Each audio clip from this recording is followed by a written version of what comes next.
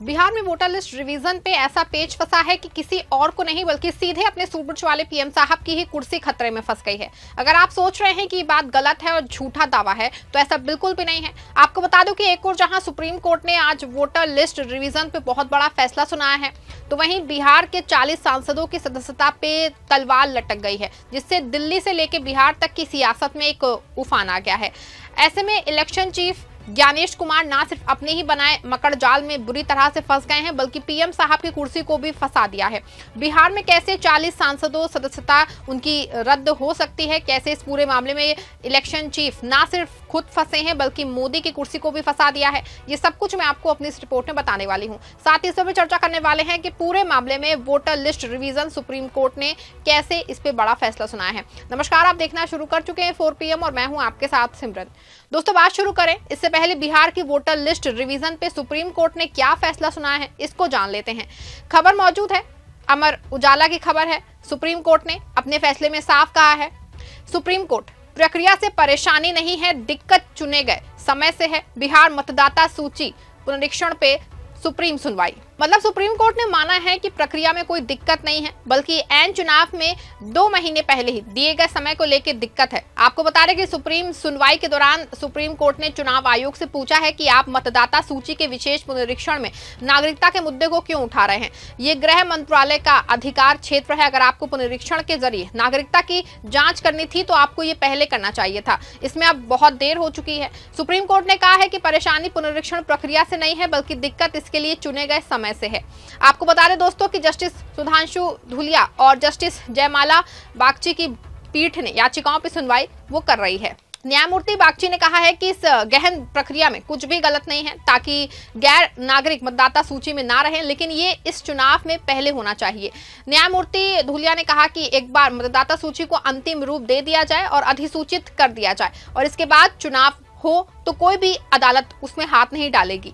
आपको बता दें कि याचिकाकर्ता के वकील गोपाल ने कहा कि बिहार वोटर लिस्ट एक गहन पुनरीक्षण है और दूसरा संक्षिप्त पुनरीक्षण। गहन पुनरीक्षण में पूरी मतदाता सूची को मिटा दिया जाता है और पूरी प्रक्रिया नहीं होती है। इसमें सभी 7.9 करोड़ मतदाताओं को गुजरना पड़ता है। संक्षेप में मतदाता सूची में छोटे मोटे संशोधन किए जाते हैं, जहां जो हुआ वहां एक विशेष गहन पुनरीक्षण का आदेश देना है।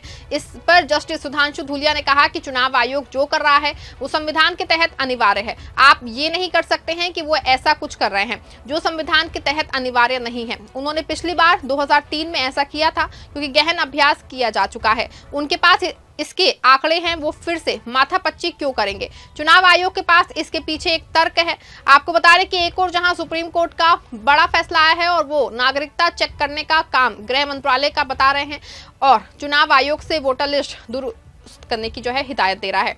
लेकिन इस बीच 40 सांसदों की सदस्यता को लेकर के पेंच फंसा हुआ है। अगर चुनाव आयोग वोटर लिस्ट का रिवीजन कर रहा है तो साफ है कि बिहार की वोटर लिस्ट में भारी गड़बड़ी है। मतलब वो वोटर लिस्ट जिसपे बिहार की जनता पिछले 23 साल से वोट डालती आई है, उसमें लाखों फर्जी वोटर भरे हुए हैं। अब सवाल ये है कि अगर ये गड़बड़ी अब पकड़ी गई है तो क्या 2024 के लोकसभा चुनाव में भी यही गलत वोटर लिस्ट इस्तेमाल हुई थी? जवाब है हाँ। और अगर ऐसा है तो बिहार के 40 सांसद जो इस गलत वोटर लिस्ट के आधार पर चुने गए हैं, उनकी सदस्यता पे सवालिया निशान लग गया है। आप खुद इस बात को सोचिए कि अगर वोटर लिस्ट में गड़बड़ी थी तो इसका मतलब है कि बिहार के 40 सांसद गलत तरीके से संसद में पहुंचे। आपको बता दें कि ये कोई छोटी बात नहीं है, ये लोकतंत्र पे सीधा हमला है, क्योंकि अगर वोटर लिस्ट गलत है तो ये बात पूरी तरह से साफ है कि मतदान भी अवैध और चुने जाने वाले सांसद भी अवैध हैं, क्योंकि इसी वोटर लिस्ट पे पिछली बार लोकसभा का चुनाव हुआ था। अब चुनाव आयोग जिस वोटर लिस्ट को गलत बताकर रिवीजन करा रहा है, और अगर ऐसा है तो बिहार के 40 सांसदों की सदस्यता अवैध है। अब जरा गौर कीजिए, बिहार के 40 सांसदों में कौन कौन शामिल हैं। बिहार में एनडीए गठबंधन के पास 3 सांसद हैं, इसमें बीजेपी के 12, जेडीयू के 12, एलपीजी के 5 और हम के 1 सांसद हैं। बाकी 10 सांसद विपक्षी दलों के हैं, जिसमें राजद के 4, कांग्रेस के 3, माकपा के 2 और एक निर्दलीय सांसद पप्पू यादव शामिल हैं। अगर इन 40 सांसदों की सदस्यता रद्द होती है तो लोकसभा में बीजेपी का बहुमत खतरे में पड़ जाएगा, और अगर बहुमत गया तो मोदी सरकार का गिरना तय है। आपको बता दें कोई छोटी मोटी सियासी ड्रामा ये नहीं है, बल्कि ये दिल्ली की सत्ता को हिलाने वाला तूफान है। लेकिन अब सवाल ये है दोस्तों कि आखिर इस गड़बड़झाले के पीछे कौन है। इसका जवाब है चुनाव आयोग, और इसके लिए नए चीफ ज्ञानेश कुमार।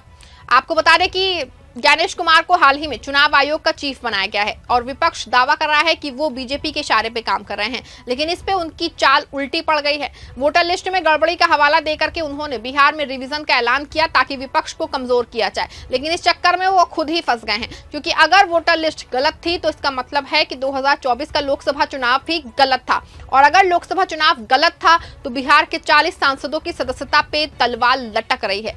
और इसी के साथ ही दोस्तों, मोदी की कुर्सी भी खतरे में है। आपको बता दें कि इस मुद्दे को सिर्फ बिहार के नेता ही नहीं बल्कि सोशल मीडिया पे बड़े बड़े चेहरों ने भी उठाया है। मशहूर यूट्यूबर और सोशल कमेंटेटर ध्रुव राठी ने भी इस सवाल को उठाया है। ध्रुव ने अपने ट्वीट में साफ कहा है कि अगर वोटर लिस्ट में गड़बड़ी है तो बिहार के 40 सांसदों की वैधता पे सवाल उठता है। आपको बता दो दोस्तों कि ये सवाल कोई छोटा मोटा सवाल नहीं है, ये सीधे सीधे लोकतंत्र की बुनियाद पे चोट है। अगर वोटर लिस्ट गलत थी तो क्या हमारा लोकतंत्र सिर्फ एक मजाक बन के रह गया है? ऐसे में साफ है कि एक बड़ा स्कैम है ये। बिहार में विधानसभा चुनाव से ठीक पहले वोटर लिस्ट में रिवीजन का ऐलान होता है। विपक्ष का आरोप है कि ये रिवीजन बीजेपी और नीतीश कुमार की एनडीए को फायदा पहुंचाने के लिए किया जा रहा है, लेकिन इस चक्कर में बीजेपी और जेडीयू के सांसद भी फंस गए हैं, क्योंकि अगर वोटर लिस्ट गलत थी तो 2024 का लोकसभा चुनाव भी अवैध हो जाता है, और अगर लोकसभा चुनाव अवैध हुआ तो बिहार के 40 सांसदों की सदस्यता रद्द होनी चाहिए। इसमें बीजेपी के 12 और जेडीयू के 12 सांसद शामिल हैं, यानी कि एनडीए के 24 सांसदों की सीटें खतरे में हैं। और अगर इन सीटों पर दोबारा चुनाव हुआ तो क्या गारंटी है कि एनडीए को दोबारा इतनी सीटें वो जीत पाएगी? आपको बता दूं कि बिहार में नीतीश कुमार और एनडीए की गठबंधन सरकार है। नीतीश कुमार जो एनडीए के लीडर और बिहार के मुख्यमंत्री हैं, लेकिन इस बार उनकी सियासी चाल उल्टी पड़ गई है। वोटर लिस्ट रिवीजन का ये कदम उनके लिए फायदे से ज्यादा नुकसानदायक साबित हो रहा है, क्योंकि अगर वोटर लिस्ट गलत थी तो इसका मतलब है कि नीतीश के जेडीयू के 12 सांसदों की सदस्यता भी खतरे में है। विपक्ष का आरोप है कि ये रिवीजन जेडीयू और बीजेपी को फायदा पहुंचाने के लिए किया जा रहा है, लेकिन दोस्तों इस चाल में जेडीयू और बीजेपी जो है वो उल्टा खुद ही फंस गए हैं, क्योंकि अगर वोटर लिस्ट गलत है तो इसका मतलब है कि बिहार के 40 सांसदों का चुनाव ही गलत था, और अगर ये साबित हो गया तो सुप्रीम कोर्ट के पास कोई चारा नहीं होगा सिवाय इन सांसदों की सदस्यता रद्द करने के। और इसी के बाद क्या होगा? लोकसभा में बहुमत का पूरा गणित बिगड़ जाएगा। आपको बता दें कि मुकेश सहनी ने तो इस पे बाकायदा बयान दिया है, आप भी सुनिए मुकेश का बयान। ये वोटर सही है तब ना बिहार में लोकसभा चुनाव हुआ, और लोकसभा चुनाव में 40 के 40 सांसद यहाँ बना है। अगर वो वोटर गलत है तो फिर 40 के 40 सांसद का इस्तीफा ले लेना चाहिए, उसको सदस्यता समाप्त कर देना चाहिए। अगर वो 40 सांसद अगर वैलिड है तो ये वोटर भी वैलिड है, और इसी वोटर पे जो प्रकाशित हुआ उनका वोटर जनवरी में 2025 में, उसी वोटर पे चुनाव होना चाहिए। नाम जोड़ने का प्रक्रिया वो अपना रखे, लेकिन हटाने का प्रक्रिया वो क्यों अभी कर रहे हैं? तो दूसरी ओर तेजस्वी यादव ने इसे लोकतंत्र को कमजोर करने की कोशिश बताया है। ध्रुव राठी ने सोशल मीडिया पे लिखा है कि अगर वोटर लिस्ट गलत थी तो बिहार के सांसदों की वैधता पे सवाल उठता है। ये सवाल सीधे सीधे चुनाव आयोग की नीयत पे चोट करते हैं, और ज्ञानेश कुमार जो चुनाव आयोग के नए चीफ हैं, उनकी भूमिका पे भी सवाल उठ रहे हैं। क्या वो एनडीए के लिए वोटर लिस्ट को फिक्स करने की कोशिश कर रहे थे, या ये एक ऐसी गलती थी जिसने उनकी ही सरकार को खतरे में डाल दिया है? लेकिन इस सबके बीच में आए सुप्रीम कोर्ट के सुप्रीम फैसले ने चुनाव आयोग की मंशा पे सवाल उठाया है। सुप्रीम कोर्ट का साफ मानना है कि वोटर लिस्ट के नाम पे नागरिकता नहीं चेक की जा सकती। सुप्रीम कोर्ट ने माना है कि प्रक्रिया तो ठीक है, लेकिन इसके लिए ये उपयुक्त समय नहीं है।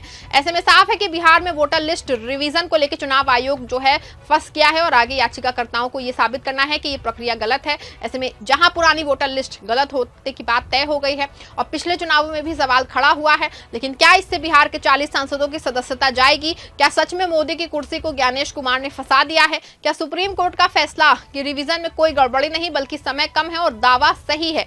आप जो भी सोचते हैं कमेंट में जरूर लिखिएगा। इस खबर को लाइक और शेयर भी जरूर करिएगा।